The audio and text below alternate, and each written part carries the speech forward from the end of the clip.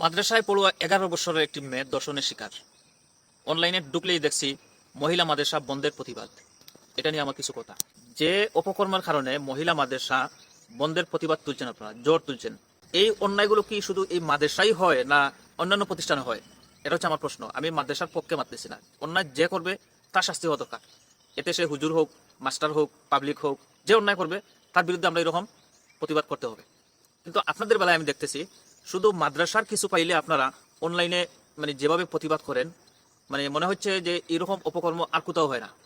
অথচ আমরা দেখছি বছরের দুই একবার এরকম মাদ্রাসা কেন্দ্রিক এরকম অপকর্মের দুই একটা ঘটনা ঘটে, কিন্তু প্রতিনিয়ত প্রতিদিন কলেজ ভার্সিটিতে এরকম এর থেকে জঘন্য, এটা তো মানে মেয়েটার সাথে অপকর্ম করছে, প্রেগনেন্ট করছে, কিন্তু এর থেকে জঘন্য কাজ আমরা কলেজ ভার্সিটিতে দেখতেছি।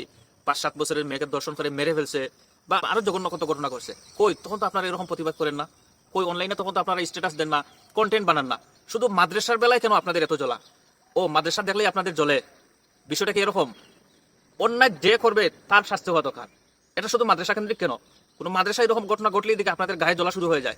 কলেজ ভার্সিটিতে এরকম ঘটনা ঘটলে তখন তো আপনাদের কোনো প্রতিবাদ দেখি না। তখন কি আপনারা কথা বলতে ভয় পান? এই ধরনের নোংরা মন মানসিকতা তাহলে আপনারা পরিবর্তন করুন।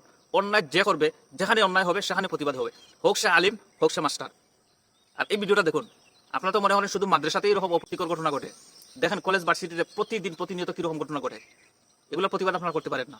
আমাদের শিক্ষক উত্তম কুমার স্যার সবসময় যে মেয়েদেরকে ডিস্টার্ব করে এবং মেয়েদের গায়ে হাত দেয়। তিনি সবসময় সবাইকে অফিসে যাইতে বলে এবং একা যাইতে বলে সবাইকে, এমনকি আমাকে বলছে যে তুমি একা অফিসে আসো। তারপর সে বলে যে তোমার কোনো হেল্প লাগলে আমাকে বলবে, টাকার প্রয়োজন হলে আমাকে বলবে। আমাকে বলে যে চিন্তালয়ে যাইতে, কিন্তু বলছে তুমি একা যাইবা, কিন্তু আমি যাইনি। তারপর তিনি আমার সাথে কথা বলেন না, কয়েকদিন হেল্প হয় আবার কথা বলে। এবং সবাইকে ওয়াশরুমে যাওয়ার পর তিনি যখন একটা জিজ্ঞেস করে ওখানে কয়জন আছে, যদি বেশি সংখ্যক দেখে তিনি জানেন না, এবং কি যখন দেখেন একজন অথবা দুজন আছে তিনি ওয়াশরুমে যায় এবং কি মেয়েদের গায়ে হাত দেয়।